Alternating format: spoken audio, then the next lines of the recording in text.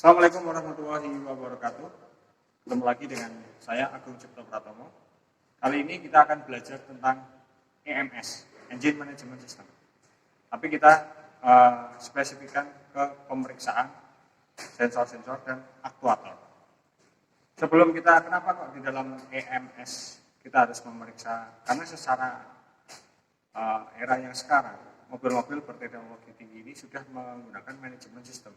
Semua sudah dirangkai dengan elektronik.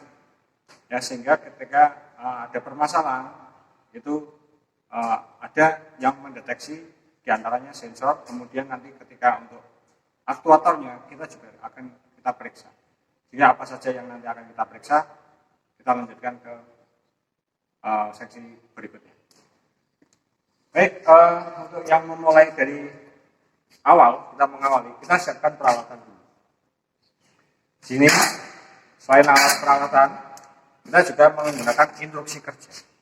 Yang apa yang akan kita periksa, apa yang akan kita lakukan, kita harus ada instruksi kerja di dalam bekerjanya. Kemudian kita harus menggunakan buku manual. Buku manual, kebetulan yang akan kita praktekkan atau kita pelajari adalah menggunakan Avanza dan atau Xenia, sama secara basic sama, jika kita menggunakan manual juga mengikuti. Kemudian alat-alat peralatan yang akan kita gunakan, ada termogan, nanti akan mengukur suhu dari sensor tersebut. Kemudian ada scanner yang akan membaca datanya atau kerusakan dari DTC-nya atau diagnosis trouble code-nya, apa yang akan terbaca di sana. Dan beberapa kunci-kunci yang nanti akan kita gunakan untuk melepas, kemudian atau kabel, kemudian di sini ada multitester untuk melihat nanti hambatannya berapa yang akan kita ukur, kemudian ada kabel bantu nanti akan untuk menyambungkan ke beberapa sensor atau aktuator yang akan kita ukur. Kemudian yang tak lupa, selain alat peralatan, kita juga harus menyiapkan tentang alat pelindung diri. Alat pelindung dirinya yang akan kita gunakan antara lain nanti ada topi, kemudian ada sarung tangan, dan berikutnya ada masker. Ya, itu tentang alat peralatan. Terima kasih.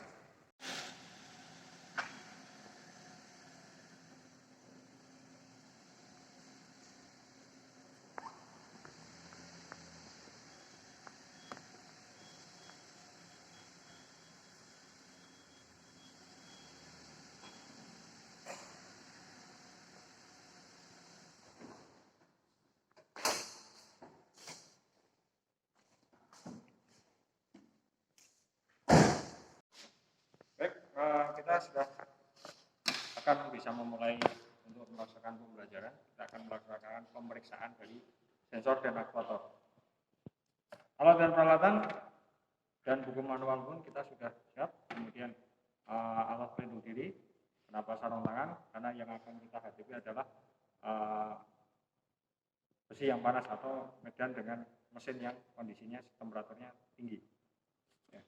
Sebelum kita melaksanakan pengukuran, kita akan pasang penyetop.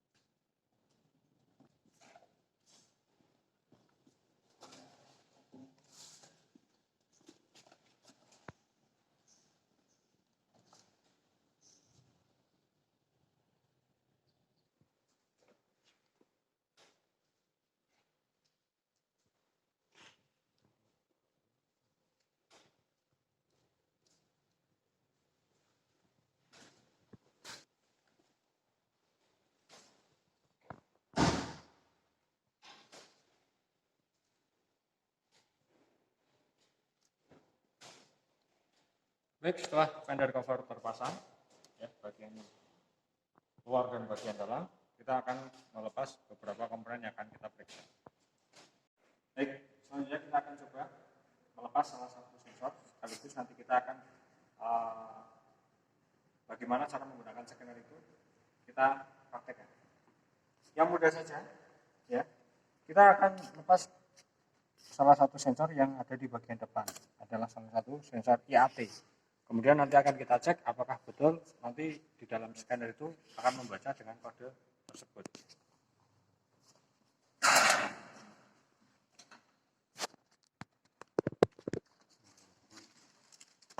Baik, kita sudah menyiapkan scanner.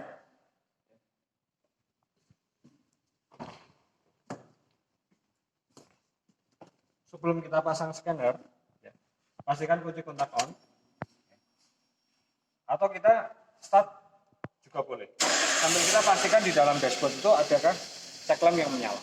Oke, ternyata setelah tadi kita lepas, ada check lamp yang menyala. Berarti menandakan di situ ada salah satu sensor yang bermasalah.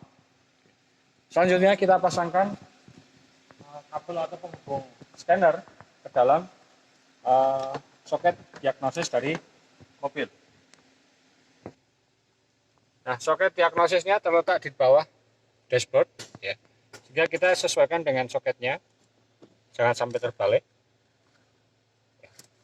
Pastikan koneksinya dia kencang. Setelah itu kita masuk ke menu.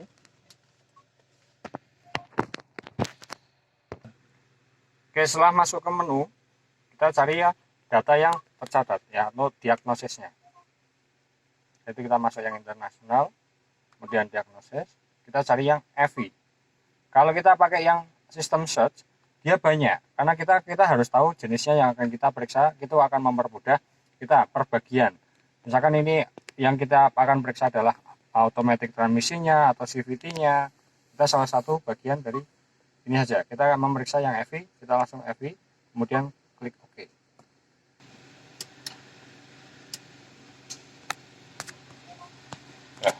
Kalau sudah dia terhubung, berarti dengan menu tampilan data menu yang seperti ini, kita bisa melihat. Ini untuk ketika data analisis ini untuk membaca apakah sensor itu yang bermasalah, sensor apa saja. Kemudian untuk data analisis ini membaca data streamnya atau current datanya.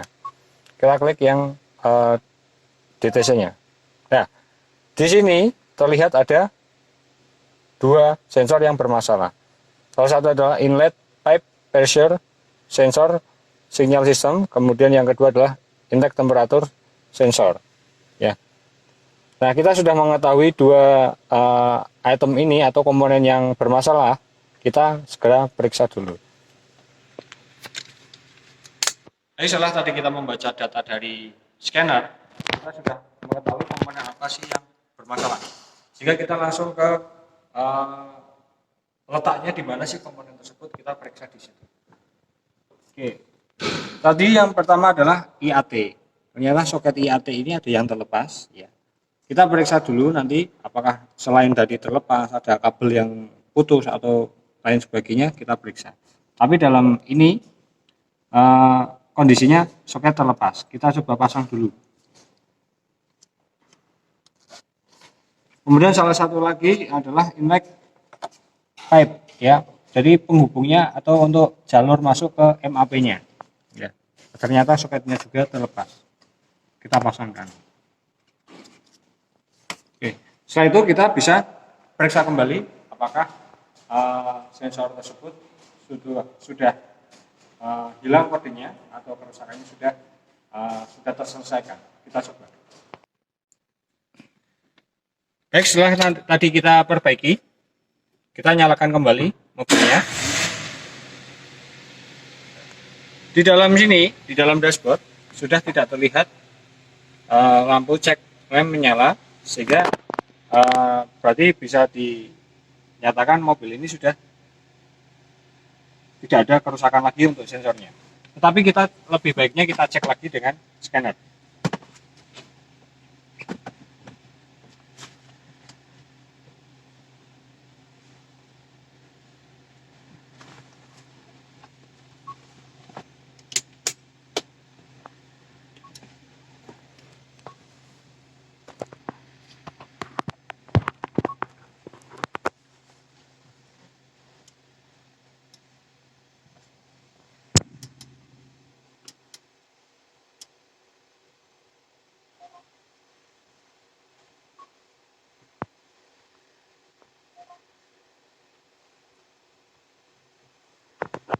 Oke, kita masih ada di dalam scanner, masih terlihat kode yang tadi kita hapus.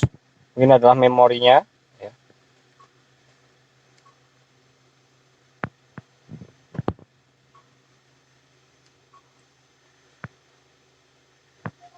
Nah, setelah kita keluar, kemudian ini DTC sudah kosong.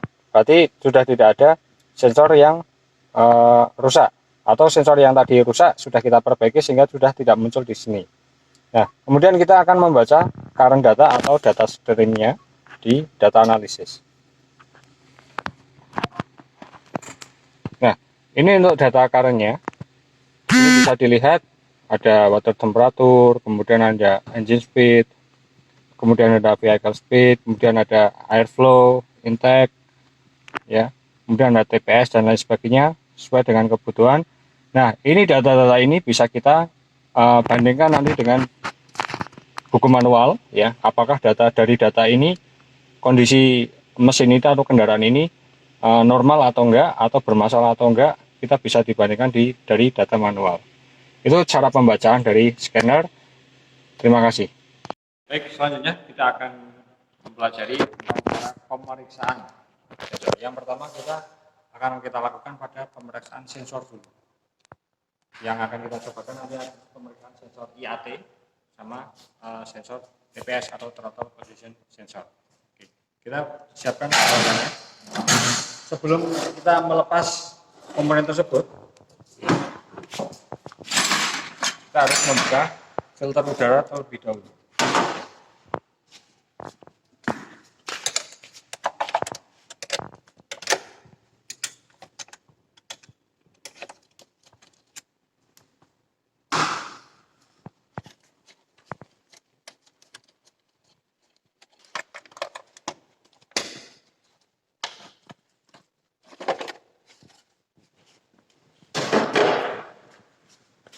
Posisi IAT ini berada di sini. Ya. Kita coba lepas dulu.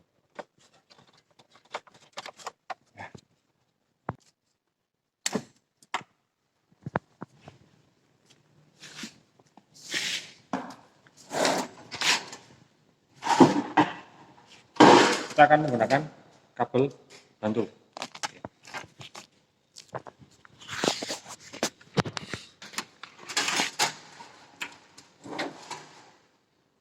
Karena dia soketnya 2, kita pakai kabel bantul 2. Kita menggunakan merah dan hitam.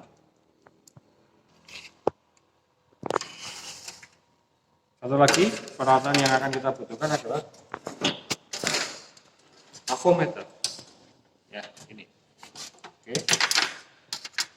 Peralatan kemudian yang akan kita ukur sudah siap. Sekarang kita menggunakan buku manual untuk mengetahui tata caranya, kemudian cara dan spesifikasinya seperti apa, kita lihat di buku manual. Baik, yang pertama ya, sesuai dengan kita bandingkan dengan manual book. Yang pertama memeriksa kedua soket ini, ya, seperti ini, ya, antara 1 dan 2, ya. Di sini tunjukkan, ya, 1 dan 2. Di mana kondisi kurang lebih 20 derajat. Ya, berapa sih tahanannya? Kita ukur. Baik, kita selain untuk memastikan, kita menggunakan sensor suhu juga, ya. Kita tembakkan.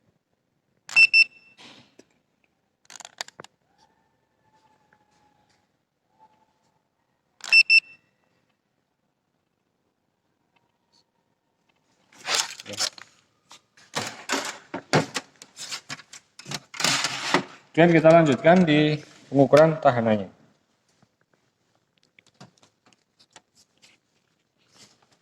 Pastikan selektor di avometer, karena kita mengukur tahanan, berarti satuannya ohm, kita arahkan ke satuan ohm. Setelah itu, meskipun kita tempelkan, dia tetap 0. Ya. Sehingga alat ini bisa kita gunakan.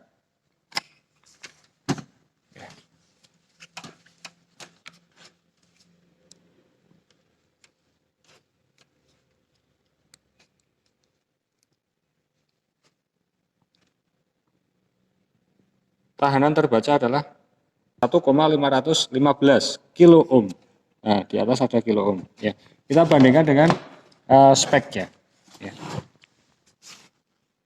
Ketika dihubungkan terminal 1 dan 2, kondisi kurang lebih 20 derajat, tahanan antara 2,21 sampai 2,69 kilo ohm. Berarti masih baik dalam kategori. Untuk yang kita uji coba yang pertama, atau kita pengecekan atau pemeriksaan yang pertama. Kita cobakan yang pemeriksaan yang kedua pada kondisi yang lebih temperaturnya lebih panas. Ya.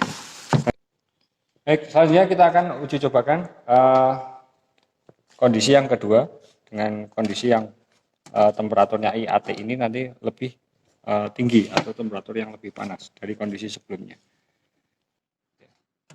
Ini kondisi panas, kita dengan bantuan hair dryer untuk memanaskan si IAT tersebut. Kita tambahkan di sini. Nanti kita lihat si IAT-nya. Dia naik.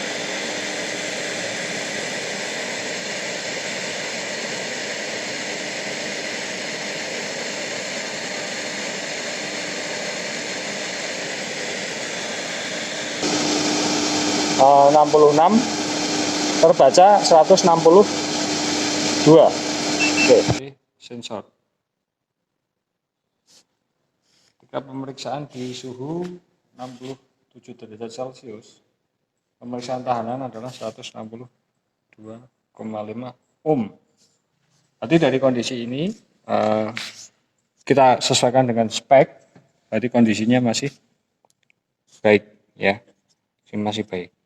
Sehingga IAT ini masih bisa kita gunakan atau masih kita pakai karena kondisinya masih baik setelah kita melakukan pemeriksaan. Baik, berikutnya kita akan melakukan pemeriksaan throttle position sensor atau TPS, ya, di mana dia terletak pada throttle body. Ya. Ini throttle bodinya. Ini untuk bukaan gasnya. Nah, TPS-nya di sebelah sini. Sehingga kita ketika gas ini atau throttle-nya terbuka, dia akan bergerak, ada katupnya di dalam lubang tersebut. Sehingga kita akan melakukan pemeriksaan apakah sensor ini atau sensor TPS ini masih baik atau enggak. Kita melakukan pemeriksaan, bagaimana sih cara pemeriksaannya, kita lihat di buku manual.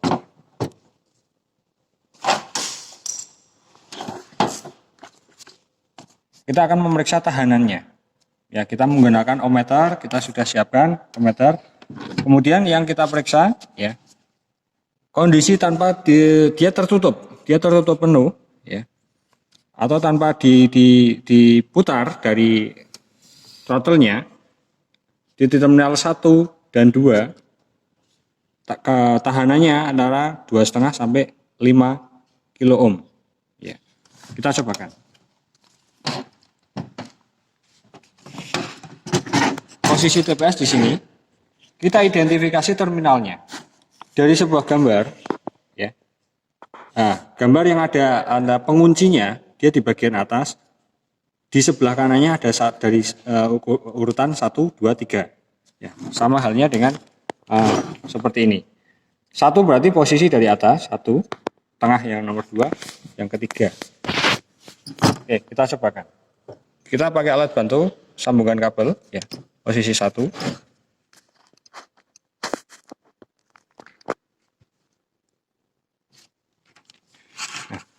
Sambungan sudah terpasang, ya, di posisi 1 dan 2. Kemudian akan kita ukur tahanannya. Ya. Kita arahkan selektornya di ohm. Ya.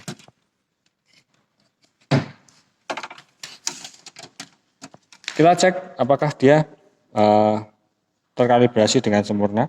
Ya, dia menunjukkan 0, berarti terkalibrasi dengan sempurna. Sekarang kita ukur tahanannya dari TPS.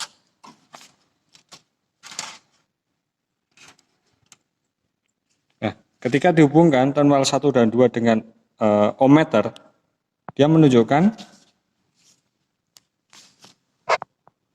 hasil bacanya adalah 3,04 kilo ohm. Ya, kita bandingkan dengan spesifikasinya. Spesifikasinya adalah 2,5 sampai 5 kilo ohm. Jadi dari hasil pengukuran ya 3,04 masih masuk dalam range kondisi normal atau kondisi yang diizinkan. Nah, sekarang berikutnya kita mengukur pada kondisi yang tertutup penuh sama yang terbuka penuh. Ya, di terminal 3 dan 2. Oke. Ya, yang dari terminal 1 kita pindahkan. Ya, dari terminal 1 kita pindahkan ke terminal 3.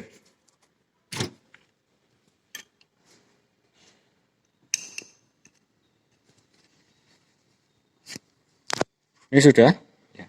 Yang pertama adalah kondisi tertutup penuh, sehingga dia si throttle tidak terbuka. Ya, throttle tidak terbuka, masih posisi tertutup penuh. Kita lihat tahanannya. Ya. Tahanan yang terbaca adalah 0,68 ya, 0,684 kilo ohm. Oke.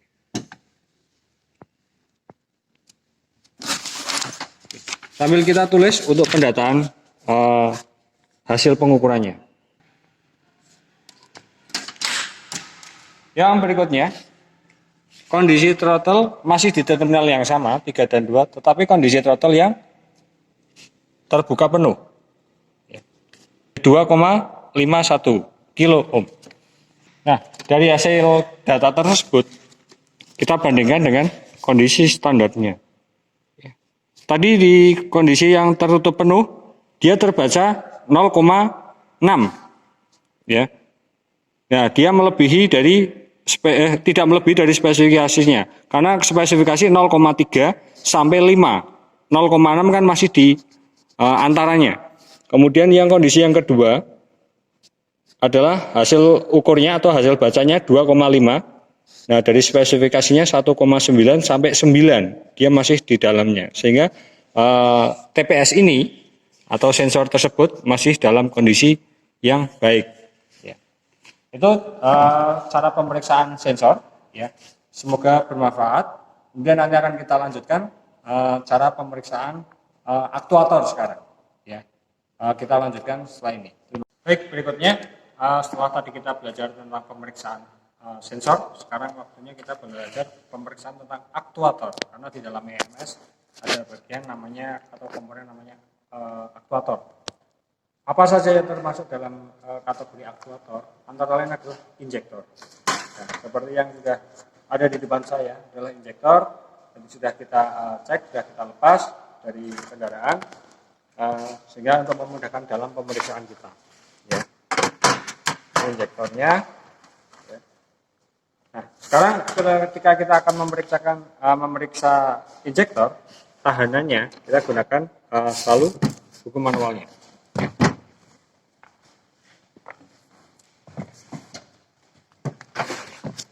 Nah, di dalam pemeriksaan injektor bahan bakar, ya, ini sisi dari injektornya. Di sini ada dua terminal, ya, ada dua soket, ya. Nah, itu yang akan kita ukur pada kondisi kurang lebih suhu kamar lah, sekitar 21 derajat. Berapa sih tahanannya? Kita ukur satu-satu.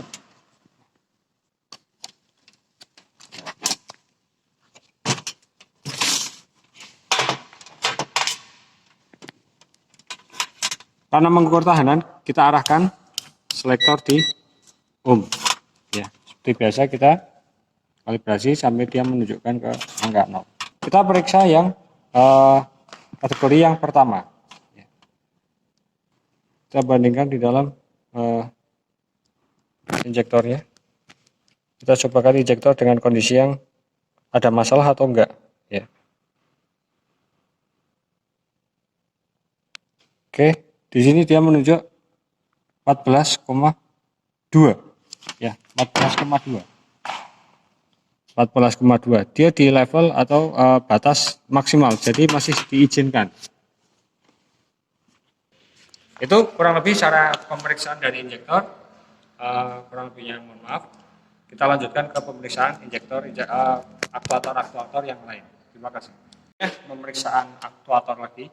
Kali ini kita akan memeriksa aktuator dengan nama ISC valve atau idle speed control valve, merupakan aktuator yang letaknya dekat dengan atau di lingkungan throttle body.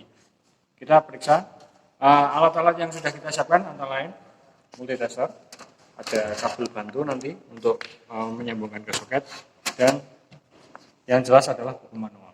Ya. Sekarang kita langsung ke wilayah throttle body.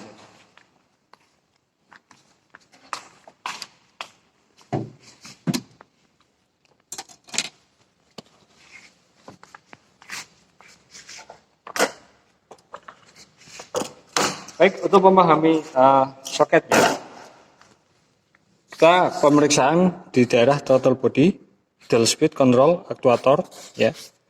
Nah, ketika sudah terlepas atau sudah soket yang akan kita periksa, identifikasinya seperti ini, ya. 1, 2, 3, 4, ya. Karena kita nanti dilihat letaknya dengan model seperti ini. Nah, dan di tengah-tengahnya itu ada sekat, atau nanti akan terbedakan menjadi 2 kamar, ya. Kemudian ketika nanti akan di pemeriksaannya, kita mengukur terminal 3 dan 1, 4 dan 2, ya. Ya, kita periksa satu-satu.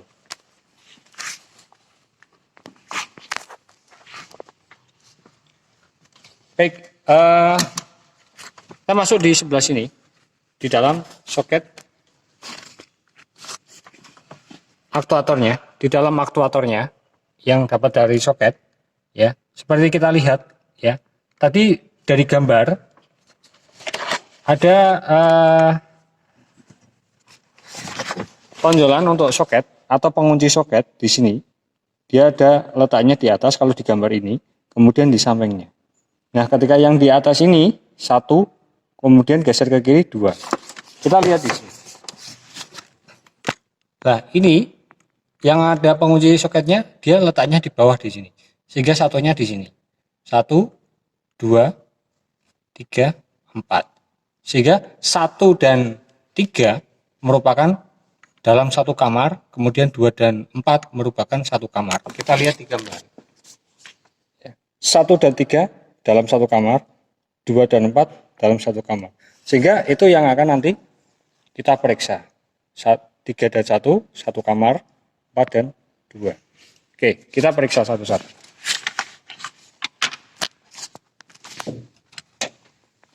Kita gunakan kabel bantu untuk memasuk soketnya. Kita gunakan, kita tes atau ukur yang pertama, 3 dengan 1, atau terminal 3 dengan 1. Terminal 1. Dan yang bagian atasnya adalah terminal nomor 3. Oke. Kita nyalakan ke selektornya ke ohm. Kemudian kita kalibrasi, ya, saya menunjuk 0.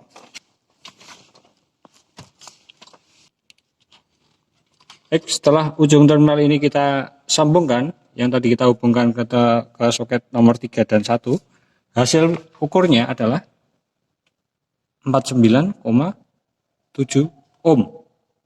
Ya, sekarang kita bandingkan dengan spesifikasi atau standarnya 45,6 sampai 50. Sehingga ketika di pengukuran yang pertama 3 dan 1 ini masih dalam spesifikasi standarnya, berarti masih bisa dikatakan dia masih baik. Sekarang kita coba yang posisi atau soket yang kedua.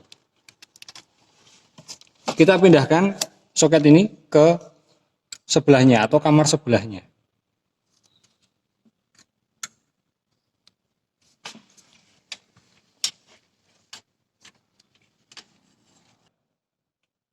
(49,7 ohm). Sekarang kita bandingkan dengan spesifikasi atau standarnya 45,6 sampai 50, masih dalam spesifikasi standarnya, berarti masih bisa dikatakan dia masih baik.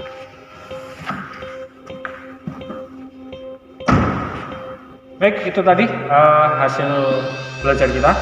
kita sudah belajar tentang EMS, cara membaca scanner, kemudian cara memeriksa sensor, kemudian cara memeriksa aktuator. Semoga kita dapat menjadi manfaat untuk kita semua, jika kita dapat mengantisipasi apa-apa kerusakan dan kita lebih peka terhadap kendaraan kita sendiri.